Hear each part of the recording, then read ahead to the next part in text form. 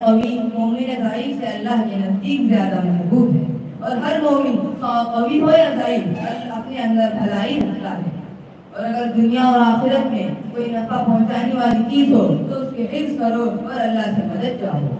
اور اگر تمہیں کوئی مصیبت پہنچتی ہے اور تم یوں کہتے ہو کہ اگر میں ایسا کرتا تو ایسا نہ ہوتا، بلکہ یوں کہو کہ یہی میرے مقدر میں تھا اور اللہ نے جو چاہا کیا۔ اگر تم ایسا نہ کہو گے تو تم شیطان کو اپنے عمل کا دروازہ کھول دو گے۔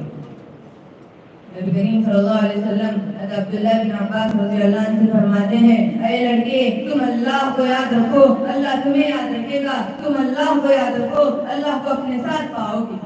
اور اگر تم مدد چاہو تو اللہ ہی سے مدد چاہو، اور یاد رکھو اگر ساری دنیا مل کر تمہیں نفع پہنچانا چاہے تو اتنا ہی نفع پہنچا سکتے ہیں جتنا اللہ تبارک و تعالیٰ نے تمہارے مقدر میں رکھا ہے، اور اگر ساری دنیا مل کر تمہیں نقصان پہنچانا چاہے تو اتنا ہی نقصان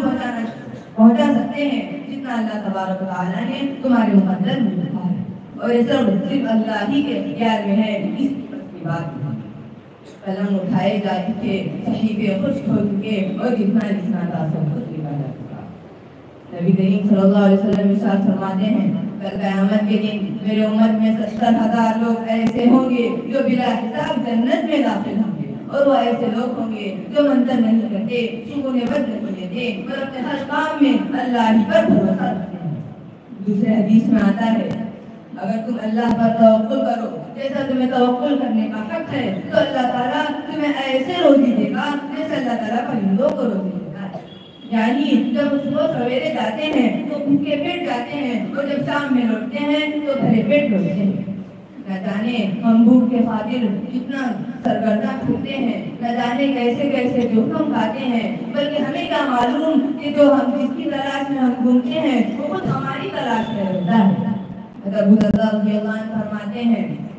انسان کو رزق اس طرح تلاش کرتا ہے جیسے اس کی موت اسے تلاش کرتی ہے، یعنی اسے موت اس کو آ کر ہی رہتی ہے، اسی طرح اس کی روزی اس تک ضرور پہنچتی ہے، اس کی راہ میں کوئی رکاوٹ آئی نہیں ہوتی۔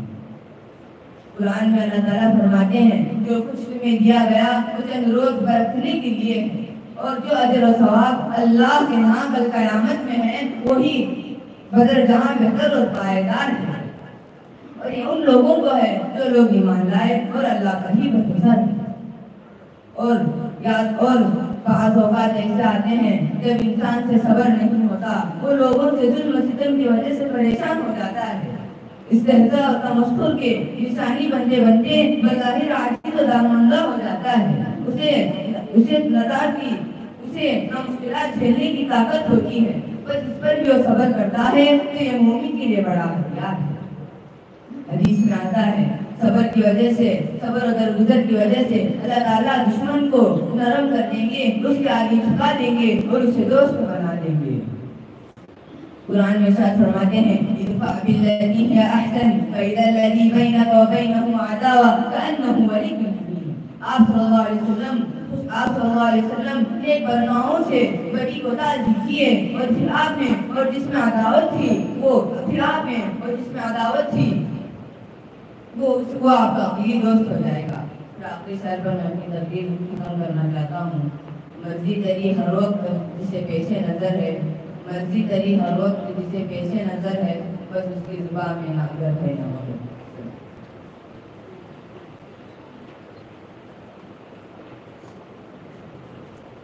ماشاءاللہ مقرر آئے تھے، صبر و توکل قربان پر تقریر کو پیش کر رہے تھے۔ یقیناً صبر و توکل انسان میں ایسی صفات ہیں جو انسان کو اعلیٰ مرتبہ تک پہنچانے کے لیے کافی ہیں۔ اللہ سے دعا ہے کہ اللہ ہمارے اندر کی یہ صفات پیدا کرے۔ اس کے بعد میں اپنے مقرر محمد حسین یوم مذہبی کو دعوت دیتا ہوں، وہ آئے اور شراب نوشی کے عنوان پر اپنی تقریر کو پیش کریں۔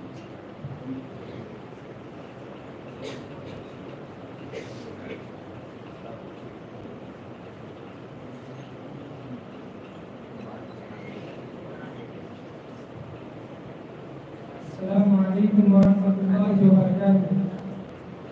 الحمد للہ الذی اباح لنا جميع الطیبات وحرم علينا الخبائث والمضرات، والصلاة والسلام على آلہ واصحابہ ومن تبعهم بإحسان إلى يوم